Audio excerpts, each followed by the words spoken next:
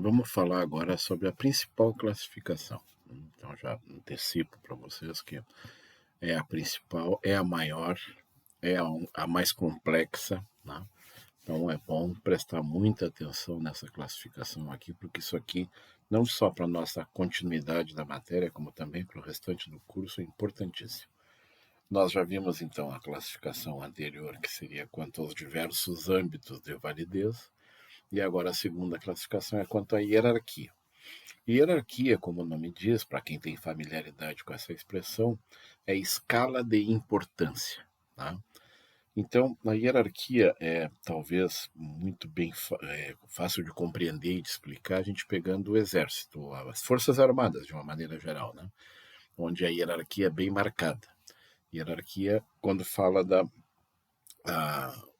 a escala superior, manda na escala inferior. Então, usando a expressão, né, das forças armadas, o general, não, o exército praticamente, o general manda em coronel, o coronel manda no capitão, o capitão manda no tenente, certo? Então é uma cadeia de comando, certo? Rigorosíssima, né? sem exceção. Pois bem, as normas também têm uma cadeia de comando. E a cadeia de comando está aqui, nesse texto escrito, da norma mais importante, a mais importante, que seria o general, né, das normas, até a menos importante, certo? Nós vamos tentar aqui fazer exatamente essa exposição passo a passo, né, que está representada aqui na hierarquia também, né, por essa pirâmide, né, a mesma coisa, né? Então, quanto mais para cima, menor a quantidade de normas, né? Quanto mais para baixo, maior a quantidade. O triângulo representa bem essa disposição hierárquica das normas. Pois muito bem. E vamos começar pelo início, pela letra A, normas constitucionais, né? E nas normas constitucionais nós temos a que diz, primeira textinho, né? Norma anterior e superior a todas as outras. Vamos começar por aqui. Dizer que ela é superior a todas as outras é muito fácil de explicar, certo? Aqui, tá? Superior porque ela está lá em cima, acima de todas as outras. Então, tirando a Constituição da República Federativa do Brasil, que está aqui destacada em vermelho, todas as outras, inclusive as constitucionais, são chamadas de infraconstitucionais, ou seja, estão abaixo da Constituição. E se estão abaixo da Constituição, devem obediência à Constituição. Por isso que se diz, na expressão popular, que ela é a lei maior, a Carta Magna, não é assim? Ela tem uma chamada de lei, a Constituição é uma ofensa, né? Porque está rebaixando ela. Ela é muito mais que lei, ela é a lei das leis, né? É nesse sentido. E aí a gente explica o significado da palavra superior a todas as outras normas e é a mais absoluta verdade. No entanto, para explicar por que ela é a norma anterior a todas as outras, é um pouquinho mais difícil de explicar. Por quê? Porque anterioridade lembra tempo. E aí fica uma dúvida. Por quê? Porque a nossa Constituição é de 88 e nós temos normas que são anteriores à Constituição, como é o caso do Código Penal, como é o caso da CLT, como é o caso do Código de Processo Penal. São normas anteriores à Constituição. E aí, como é que tu explica que a Constituição é uma norma anterior a todas as outras? Pois bem, duas respostas. Vamos começar pela mais fácil de explicar, mas a menos aceita também. Cuidado com essa teoria. Essa teoria diz que nós só tivemos uma Constituição, a primeira, de 1824. Todas as outras constituições não foram outras constituições, foi apenas reformas da primeira e única. Então aí qual é o raciocínio que se faz? É que verdadeiramente, e o raciocínio até procede, quando tu faz uma nova Constituição, então quando fizeram a segunda Constituição, eles repetiram muita coisa da primeira. Então não era uma nova Constituição, era a velha Constituição reformada, ajeitada, reparada, né? Da mesma forma, quando fizeram a terceira Constituição, então não era uma nova Constituição, porque era a segunda Constituição com algumas reformas. E assim sucessivamente. Eu costumo dar um exemplo do carro, né? Então, tu vai pegar o veículo Gol, por exemplo. Acho que foi o veículo da minha geração, assim, o que mais tempo durou, né?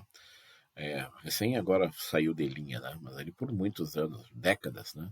O Gol ia sendo fabricado. Aí tu diz assim, bom, o Gol teve, sei lá, 7, 8, 9 gerações de Gol, né?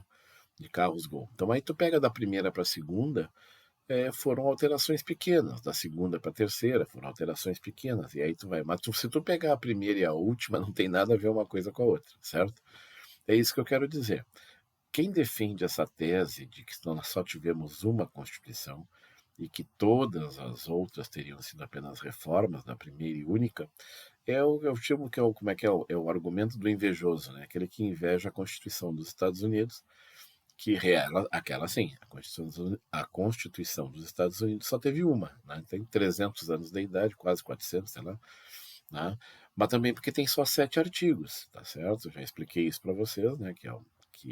Ela é muito enxuta e a tendência de uma norma enxuta é que ela dure mais, né? Já conversamos sobre isso. Então, essa tese, apesar de ter uma coerência de argumento, por quê? Porque se tu admitir que nós tivemos só uma Constituição de 1824, todas as normas que vieram depois, né, são posteriores. Então, ela é efetivamente a norma anterior a todas as outras. Mas onde é que ela morre? Ela morre na tese dos professores de história, dos historiadores que admitem, confessam, né, e não negam que o nosso país teve pelo menos 7 constituições. Né? Essa atual seria a sétima Constituição. Assim sendo, né, aí tu vai dizer, bom, e aí, professor, como é que fica, né? Se nós tivemos 7 constituições, como é que fica essa história de norma anterior? Bueno, agora nós vamos ter que trabalhar com palavras, né, com interpretação. Na verdade, a segunda teoria, que é a mais aceita, diz o seguinte: não é a Constituição atual que é anterior a todas as normas, mas todas as normas são posteriores a uma Constituição.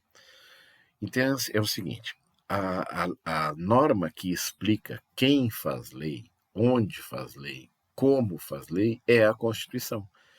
Então, antes de uma lei, sempre tem uma Constituição, certo? É nesse sentido que ela é anterior. Toda lei que é feita num país, ela é feita com base numa Constituição anterior, tá bem? Então, as leis que vieram antes da nossa Constituição de 88 foram feitas com base na Constituição anterior, tá certo? É nesse sentido.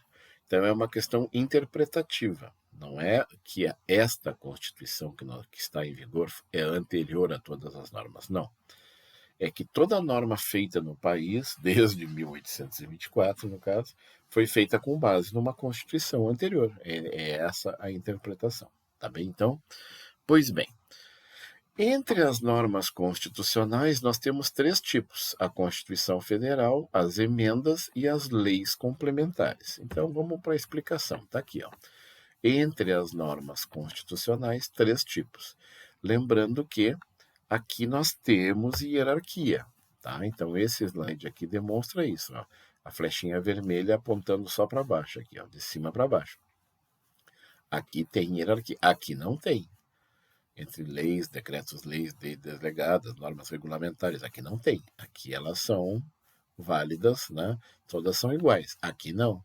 Aqui a Constituição está acima das emendas, que está acima das leis complementares. Então nós temos uma hierarquiazinha aqui, tá certo? E aqui, no caso, né, nós vamos ver aqui, vamos explicar para vocês o que seriam as emendas. Né? Então, nós temos a Constituição, que é a maior, e as emendas. O nome ajuda. Emenda é aquilo mesmo, nome popular, é um remendo. É um remendo na Constituição, certo? Então, quando tu tem que fazer uma alteração no texto constitucional, tu usa a emenda. Popularmente ficaram famosas, conhecidas como PECs, né? PEC, P-E-C, PEC. Né? Por quê? P de projeto e C de emenda constitucional. Então, PEC 22, PEC 37, PEC 34. Já deve ter ouvido falar no noticiário aí, né? Gente querendo a aprovação das PECs. A PEC é quando tu quer alterar a Constituição. Então é o seguinte, tem 3 formas de alterar uma Constituição. A primeira forma, que é com emenda, todas elas são com emendas, tá certo? A primeira forma é acrescentar na Constituição alguma coisa que não tinha. Se eu não me engano, chamam elas de emendas aditivas, né? Ou seja, está adicionando alguma coisa que não tinha, certo? Emenda aditiva. A outra forma é tu tirar um texto da Constituição e botar outro no lugar. Aí é uma emenda substitutiva, certo? Porque tu está tirando um texto que existe e coloca outro texto no lugar.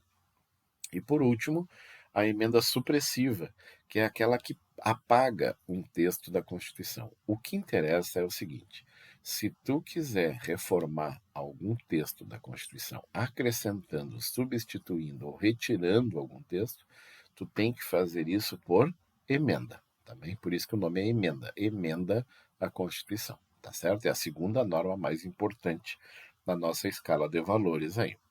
E aí, por último, vem a lei complementar. Como o nome diz, a lei complementar é aquela que complementa. A gente fica na pergunta, complementa o quê? E aí a gente olha para cima, ela complementa a Constituição. Ela complementa, presta atenção, ela não altera, ela complementa. Então, para dar um exemplo aqui de uma lei complementar, eu peguei o artigo 44 da Constituição Federal, que diz assim, fala do Congresso Nacional, né? Artigo 44, vamos ler só o que está em vermelhinho, tá? Para não precisa ler tudo. Parágrafo 1º. O número total de deputados, bem como a representação por Estado e pelo Distrito Federal, será estabelecida por lei complementar. Lei complementar, lei complementar. Quem é que diz? A Constituição está dizendo que vai ter que ter uma lei complementar, certo? Proporcionalmente à população, procedendo-se aos ajustes necessários no ano anterior às eleições, para que nenhuma daquelas unidades da federação, o que é uma unidade da federação? Um estado, né? Rio Grande do Sul, Santa Catarina, Paraná, São Paulo, Rio de Janeiro, para que nenhuma unidade tenha menos de 8 ou mais de 70 deputados. Então, a Constituição diz que o número de deputados de cada estado será proporcional à população, de forma que nenhum estado tenha menos de 8, nem mais de 70. Tudo bem? Aí, com base nesse parágrafo, foi feita uma lei complementar em 93, 5 anos depois, então, da Constituição. E olha só o que diz aqui, a lei complementar. Aqui o nome, a lei complementar, que comenta o artigo 45, parágrafo 1º, está aqui a 45, parágrafo 1º, e aqui diz assim, artigo 1º, proporcional à população dos estados e do Distrito Federal, o número de deputados federais não ultrapassará 513, fornecida pela Fundação IBGE ano anterior das eleições, a atualização estatística demográfica das unidades da federação. Pois muito bem. Então, olha só, a lei complementar é que vai explicar quantos deputados vai ter para cada estado. Aqui diz apenas que vai ter no mínimo 8 e no máximo 70, tá bem? E que a representação popular será proporcional. Pois bem, aí eu trouxe aqui, então, para vocês entenderem, que nós temos no Congresso Nacional. O que é o Congresso Nacional? É isso aqui. O Congresso Nacional é essa imagem que tu está vendo aqui, claro, é um desenho, né? É o Poder Legislativo Federal, que tem um sistema bicameral. Bi, de dois, cameral, de câmaras, está aqui, ó. Uma câmara, duas câmaras. Bicameral. Essa câmara aqui, viradinha com a boquinha para baixo, é chamada de Senado Federal, tem 81 senadores. Aqui, cada estado manda 3 senadores, tá certo? Os nossos senadores hoje são o último saiu Lazia Martins, né? Eu não vou me lembrar agora de cabeça, mas acho que é o Paim, certo? E é um do PP, né? Não vou me lembrar. Heinz, eu acho que é, né? E tá me faltando o terceiro agora. O Heinz entrou no lugar do, do Lazia Martins. Bom, depois eu me lembro, tá? E a Câmara dos Deputados, que é essa casa maior aqui, ela é bem maior, aqui tem 513 deputados, conforme a gente acabou de ler aqui, ó, no artigo 1º, 513. Aí olha só como é que ficou. Eu trouxe aqui para vocês só por curiosidade. São Paulo, Minas Gerais, né? Olha só a população, certo? São Paulo tem 44 milhões de pessoas. Deveria ter 112 deputados. Mas como ali nós lemos na Constituição que no máximo é 70, certo? Então, estão faltando 42 deputados de São Paulo. Teria que ter 112 e tem 70. Todos os outros estados, né, até aqui a Paraíba, né, pelo menos, todos os outros estados, até a Paraíba, aqui pela população, né? Tá tudo certinho. Tá? Um deputado, seis, três, a diferença é pequenininha, né? Em relação à população, tá certo? Mas a partir daqui começa, né? Então, aqui hoje o Amazonas tem 8, deveria ter 10. Mato Grosso tem 8, deveria ter 9. Rio Grande do Norte tem 8 mesmo, né? Deveria ter 8, tem 8. E aqui começam os estados que levam vantagem. O Distrito Federal tem 8, mas deveria ter 7. Mato Grosso do Sul tem 8, deveria ter 7, até chegarmos aqui em Roraima, que tem 8 e deveria ter 2, certo? Pra vocês entenderem a proporção aí da população, 513 deputados. Isso cria uma diferença de forças incrível. Por quê? Porque o Sul e o Sudeste, que é a zona mais populosa do país, é só tu olhar a população aqui, né? São Paulo, Minas Gerais, Rio de Janeiro, Paraná, Rio Grande do Sul, certo? Santa Catarina, se tu somar a população, é a parte mais populosa do país. Mas hoje, o Sul e Sudeste, se tu somar o número de deputados, tem só 256. E o Norte, Nordeste e Centro-Oeste, que é menos populoso, tem 257, certo? Então, e o Senado, e o Norte, o Nordeste e o Centro-Oeste já tem 60 contra 21 do Sul e do Sudeste. É um desequilíbrio, aí tu fica perguntando assim, por que será que as verbas vão mais para lá do que para cá? Tá aqui a explicação, tá? Porque a representação do Norte, Nordeste e Centro-Oeste é absurdamente maior do que a representação do Sul e Sudeste, coincidentemente, onde tem mais população, onde a economia é mais forte, né? Tá tudo errado, né? Tá tudo errado. Na Constituição tá errado, não tem o que fazer, né? Pois muito bem. Aqui, tanto que está errado, né, que o tamanho das bancadas dos estados na Câmara deve mudar a partir de 2027. Então, sem ser nessa agora, né, no ano que vem, né, mais 2 anos ainda para o Supremo Tribunal Federal estabeleceu aí, né, que é para a representação. Está errado, está muito errado, e pior, está errado e está desatualizado, certo? E aí tu vê esses erros aqui nesses números aqui, se vocês quiserem depois pesquisar para confirmar, tá certo? Pois bem, vamos lá. Então voltamos aqui, né, à hierarquia das normas. Temos aqui as normas, então, constitucionais, e elas são denominadas, né, tirando a Constituição, todas as outras são infraconstitucionais. Vamos fazer uma pausa aqui para nós entrarmos nas normas ordinárias. Aqui.